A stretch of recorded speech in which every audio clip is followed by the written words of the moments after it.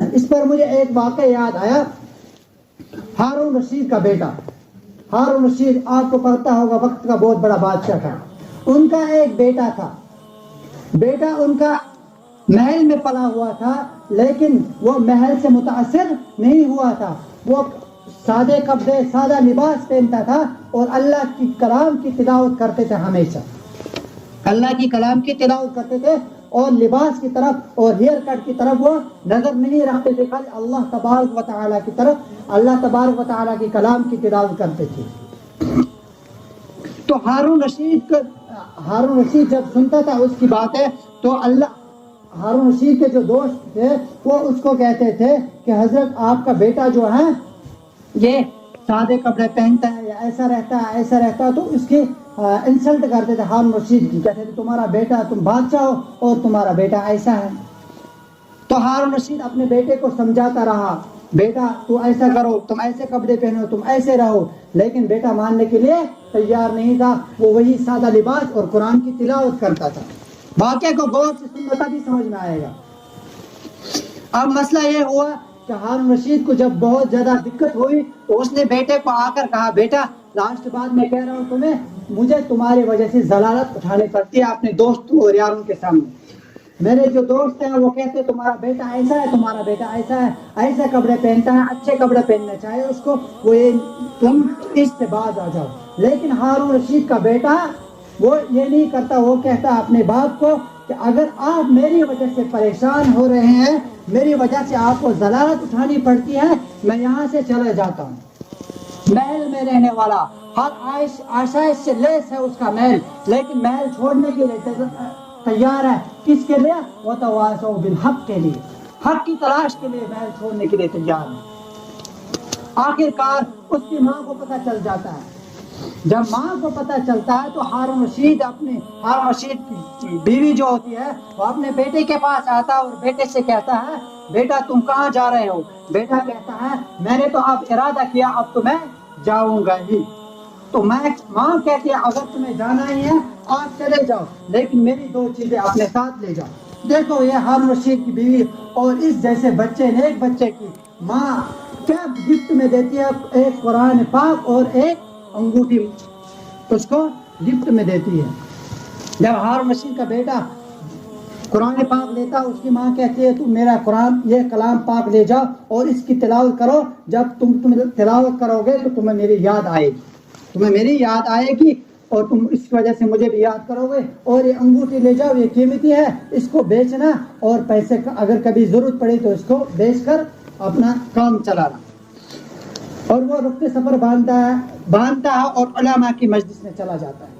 آج ہم علماء کی مجلس میں جانے کے لیے تیار نہیں ہے، حالانکہ محل میں پلنے والا جو ہر طرح کی آسائش سے لیس ہوتا ہے، بادشاہ کا محل، ایک شہزادہ اپنے محل کو چھوڑنے جا کر علم حاصل کرنے کے لیے وتواصوا بالحق، حق کی تلاش کرنے کے لیے نکلتا ہے.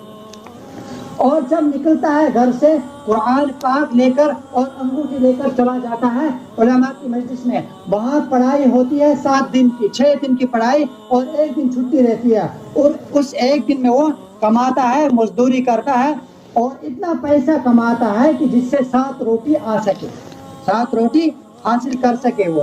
اور وہ دن جس دن چھٹی رہتی ہے اس دن کام کرتا ہے اور وہ 7 روٹی لاتا ہے اور 24 گھنٹے میں 1 روٹی کھاتا ہے. 24 گھنٹے میں 1 روٹی کھاتا ہے اور علم حاصل کرتا ہے، تفسیر کا علم حاصل کرتا ہے. قرآن کی تفسیر کا علم حاصل کرنے کے لیے وہ 24 گھنٹے میں 1 روٹی کھاتا ہے. کس کا بیٹا ہے؟ بادشاہ کا بیٹا ہارون رشید جو وقت کا بادشاہ ہے، اس کا بیٹا 24 گھنٹے میں 1 روٹی کھاتا ہے، خالص 1 روٹی. اور پھر کام کرنے کے لیے جاتا ہے جس دن چھٹی ہوتی ہے. اور جیسے یہ کام کرنے کے لیے جاتا ہے، ایک شخص ہوتا ہے عمیر نامی شخص، اس کو مکان بنانے کی ضرورت ہوتی ہے. وہ جاتا ہے مزدوروں کے پاس مزدور لانے کے لیے. جب وہ مزدوروں کے پاس جاتا ہے، جہاں مزدوروں کی ٹولی بیٹھی ہوتی ہے، وہ ان کے پاس جاتا ہے اور اپنے بیٹے جب وہ دیکھتا ہے یہاں ایک نوجوان جس کا چہرہ چمکتا ہوا ہے، اس کے پاس چلا جاتا ہے، قرآن کی تلاوت کر رہا. اس سے پوچھتا ہے بیٹا کیا تم مزدوری کرنے کے لیے آئے ہیں؟ تو وہ بیٹا قرآن کی تلاوت کرتے ہوئے کہتا ہے ارے بھائی آپ کو کیا ہوا؟ لقد خلقنا الانسان فی قبد، تمام انسان جو ہے دنیا میں ہیں وہ کس لیے آئے ہیں؟ مزدوری کرنے کے لیے آئے ہیں، آخرت کو کمانے کے لیے آئے ہیں، آخرت کی کمائی حاصل کرنے کے لیے ہمیں آنا ہے۔ ایک دن یہ آنکھیں بند ہو جائے گی، تب ہمیں پتہ چلے گا کہ ہم نے جو زندگی گزاری ہے، جو ہم نے زندگی گزاری ہے بغیر نماز کے، جو ہم نے زندگی گزاری اس دنیا میں ایمان سے ہٹ کر، اللہ کے راستے سے ہٹ کر، اب اس کے پتہ چلے گا ہم نے کیا کیا ہے۔ آخرکار یہ کہتا ہے کہ مجھے مزدور کی ضرورت ہے، آپ چلو گے؟ وہ کہتا ہے ہاں میں تو مزدوری کے لیے تیار ہوں، میں چل رہا ہوں، لیکن میری دو شرائط ہیں۔ جب مزدوری کرنے جاتا ہے تو اس سے کہتا ہے لیکن میری دو شرائط ہے۔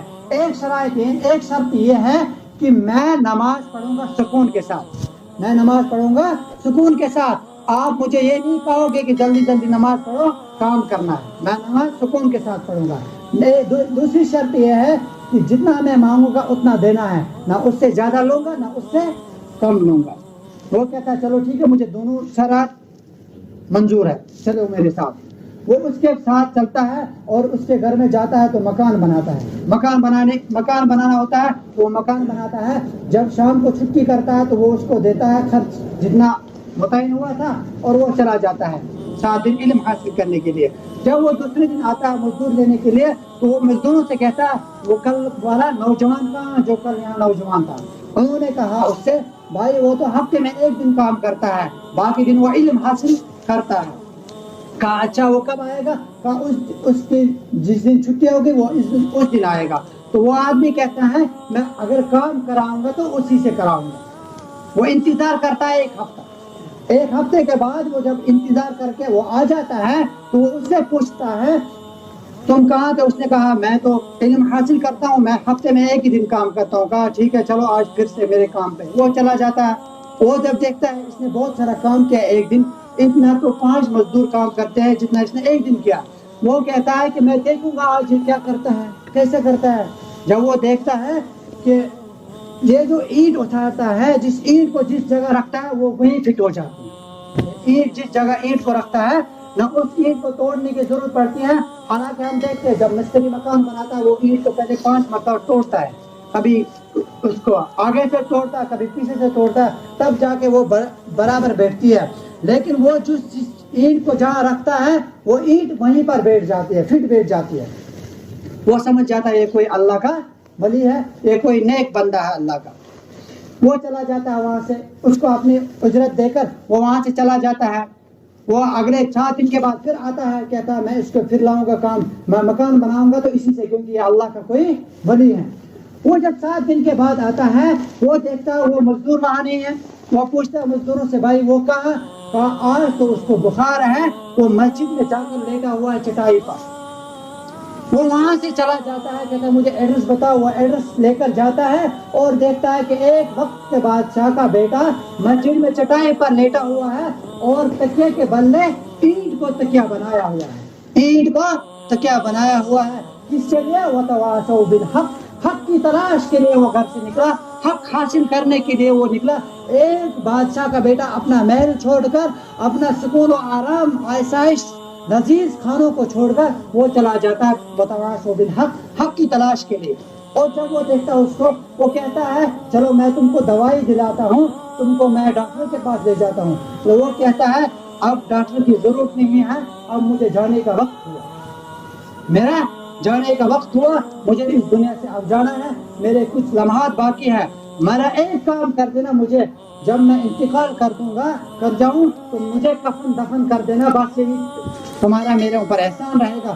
اور میری 2 چیزیں، ایک قرآن پاک اور یہ انگوٹھی، یہ ہارون رشید تک پہنچا دینا، یہ ہارون رشید تک پہنچا دینا۔ وہ کہتا ہے چلو ٹھیک ہے، اور چند لمحوں میں اس کی روح قبض ہو جاتی ہے، چند لمحوں میں اس کی روح قبض ہو جاتے ہیں، وہ انتقال کر جاتا ہے اس دنیا سے۔ جب وہ انتقال کر جاتا ہے وہ قرآن پاک اور انگوٹھی لے کر محل جاتا ہے۔ محل میں جب پہنچتا ہے تو دیکھتا ہے ہارون رشید گھوڑے پر نکلا ہوا ہے سفر کے لیے۔ جب وہ اس کو قرآن پاک دکھاتا ہے وہ سمجھ جاتا ہے کہ میرا بیٹا انتقال کر گیا، میرا بیٹا انتقال کر گیا۔ وہ واپس جاتا ہے محل میں اور کہتا ہے لوگوں کو کہ اس کو جو اس کے درباری ہوتے ہیں دروازے پر ان کو کہتا ہے جب یہ آدمی آئے گا تو اس کو آنے دینا، اس کو روکنا مت۔ جب یہ ہارون رشید کے کمرے میں پہنچ جاتا ہے اور دکھاتا ہے قرآن اور انگوٹھی دکھاتا ہے، تو ہارون رشید کہتا ہے مجھے پتا ہے تو میرا غم بڑھانے کے لیے آیا، تو میرا غم بڑھانے کے لیے آیا ہے۔ مجھے ایک بیٹا تھا، میں سمجھ رہا تھا، اور جب وہ اس کا وہ واقعہ سناتا ہے، وہ کیا کرتا تھا پورے ہفتے، اور ایک ہفتے میں ایک دن کام کرتا تھا اور 7 روٹیاں کماتا تھا اور کھاتا تھا، ایک دن 24 گھنٹے میں 1 روٹی کھاتا تھا۔ تو اس نے کہا اس نے کہا اے میرے بیٹے، تیرے بال تو ابھی کالے تھے، تم نے کالے بالوں میں اپنے رب کو پہچانا، میری داڑھی سفید ہو چکی ہے، میری عمر گزر چکی ہے، لیکن میں اس دنیا سے نہیں نکل چکا۔ حقیقت، اس دنیا کی حقیقت میرے دل میں ابھی تک بسی ہوئی ہے، حالانکہ میرا بیٹا مجھ سے عقل مند نکل گیا، تو نے وقت پر دنیا کو الوداع کہا، تو نے وقت پر دنیا کو چھوڑا، تم نے جوانی میں دنیا کی حقیقت کو سمجھ لیا۔ میرے بھائیوں اور بزرگوں، یہی دنیا کو سمجھنے کی یہی چیز ہے، ہمیں سمجھنا ہے اس دنیا کی حقیقت کو کیا ہے، اس دنیا کی حقیقت کیا ہے۔ ایک بادشاہ کا بیٹا جب سمجھ سکتا ہے، ہم کیوں نہیں سمجھ سکتے ہیں۔ وتواصوا بالحق، حق کی تلاش میں ہمیں نکلنا ہے، حق کو حاصل کرنا ہے، چاہے ہمیں کوئی بھی مصیبت اٹھانی پڑی، چاہے ہمیں کچھ بھی تکلیف اٹھانا پڑے، ہمیں حق کی تلاش کرنی ہے۔ وتواصوا بالحق اور وتواصوا بالصبر، 4 کمپلسری کے پیپر ہیں۔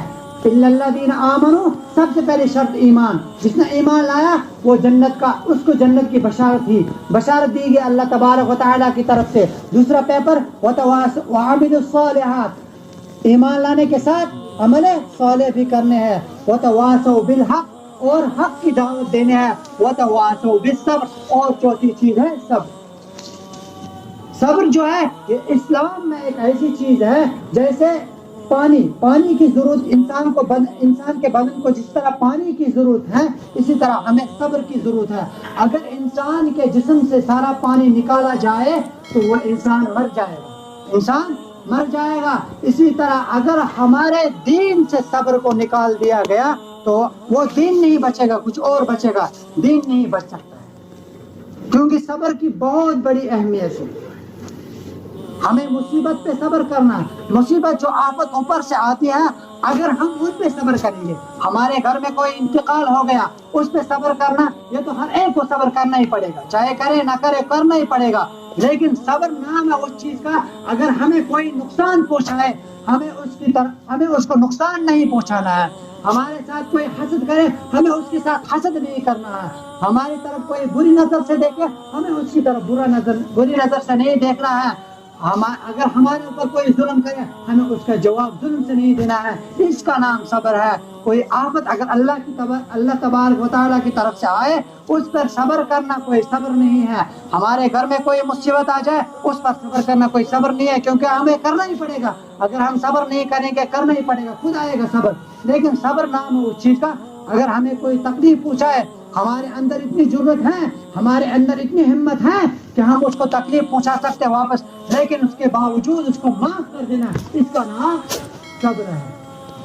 اسی لیے اللہ تبارک و تعالی نے اس سورت کے اندر 4 چیزوں کو بیان کیا ہے۔ الا الذین آمنوا، پہلے ایمان لاؤ اور عمل صالح کرو اور لوگوں کو حق کی طرف بلاؤ، وتواصوا بالصبر، اور صبر کی تلقین کرو۔ اللہ تبارک و تعالی سے دعا کرے کہ اللہ تبارک و تعالی ہمیں کہنے سننے سے زیادہ عمل کرنے کی توفیق عطا فرمائے۔